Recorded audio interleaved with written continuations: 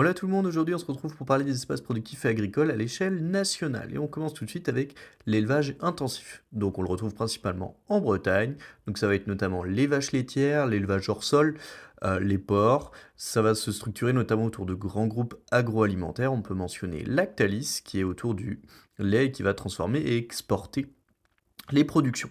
On aura l'occasion de reparler de l'export juste après. On enchaîne tout de suite avec les grandes cultures intensives. Donc tout ce qui va être le blé, le maïs, ce qui va se faire dans de grands champs, ce qu'on peut parfois appeler l'open field. On notera l'intervention du taille crayon Totally Spice. Ce sont des cultures qu'on va retrouver notamment dans le bassin parisien. Donc on les représente plutôt en jaune. On va notamment aussi exporter une partie de ces cultures. Donc c'est notamment les flèches en vert qui vont passer par des grands ports, notamment comme Dunkerque ou éventuellement Marseille. On enchaîne tout de suite avec les cultures dites tropicales. Donc c'est tout ce qui va être en fait tout simplement sous les tropiques, la canne à sucre, la banane et qui va être ramené vers la France métropolitaine.